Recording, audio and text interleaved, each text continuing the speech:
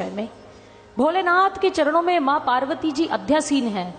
स्कंद पुराण का दृश्य है और उसमें मां पार्वती पूछती हैं कि भोलेनाथ, कलयुग में तो बहुत सारे संत और गुरु हैं, हमें किसकी शरण में जाना होगा। भगवान भोलेनाथ जी जो गुरु की महिमा के विषय में बताते हैं, इस हिस्से को गुरु गीता कहते हैं। और भोलेनाथ जी ने कहा, पार्वती, इस संसार में 7 प्रकार की श्रेणी के गुरु होते हैं। सूचक, वाचक, बोधक, निषिद्ध, विहित, कारणाख्य और परम गुरु।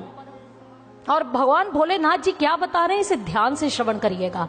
भोलेनाथ जी ने पार्वती मां को कहा, वर्ण जाल मिदंग तद्वत बाह्य शास्त्रम तु लौकिकम यस्मिन देवी समभ्यस्तंग स गुरुहु सूचकः स्मृता। जो हमें बाह्य शास्त्रों का अभ्यास करना सिखाए उसे सूचक गुरु कहा गया। वर्णाश्रमोचितांग विद्यांग धर्माधर्म विधायनिम प्रवक्तारंग गुरुंग विद्धि वाचक सित्वती पार्वती। हे पार्वती, जो वर्ण और आश्रम को सिद्ध करने वाली, धर्म अधर्म का विधान करने वाली, इन शास्त्रों का प्रवचन करता है, ऐसी विद्या का प्रवचन करता है, उसे वाचक गुरु कहा गया। पंचाक्षर आदि बोधा नाम, पंचाक्षर आदि मंत्र नाम उपदेष्टा तु पार्वती स गुरुर बोध को भूयाद उभ्योर्य मुत्तमाह। जो मात्र पंचाक्षरी मंत्र का दान देता है, ऐसी शिक्षा आपको देता है, उसे बोधक गुरु कहा गया है भोलेनाथ जी के अनुसार।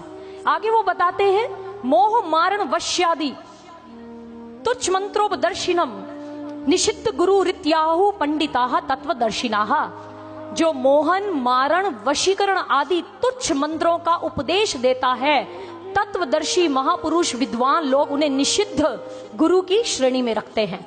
अनित्यमिति निर्दिश्य संसारे संकटाल्यम वैराग्य पथ दर्शी यह स गुरुर विहितः प्रिय। हे प्रिय पार्वती, यह संसार अनित्य है, दुखों का घर है, ऐसा वैराग्य का रास्ता दिखाने वाला जो गुरु है, उसे विहित गुरु की श्रेणी में रखा गया, उसे विहित कहा गया। आगे उन्होंने कहा, तत्वम स्यादि वाक्यानाम उपदेष्टा तु पार्वती कारणाख्यो गुरु प्रोक्तो भव रोग निवारकः। जो तत्वमसि महावाक्य का उपदेश देता है, उसे कारणाख्य गुरु कहा गया। और आगे भोलेनाथ जी कहते, ध्यान से सुनना पार्वती, जलानांग सागरो राजा यथा भवती पार्वती गुरुणांग तत्र सर्वेशांग राजायंग परमो गुरु।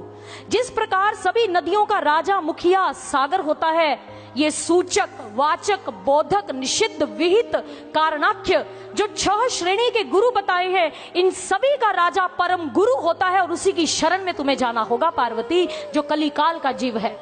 और मां पार्वती ने कहा, भोलेनाथ, उस परम गुरु के विषय में तो व्याख्या कीजिए। भोलेनाथ जी ने कहा, अखंडैक रस ब्रह्म नित्य मुक्तम निरामयम स्वस्मिन संदर्शितं येन भवेदस्य देशिकः।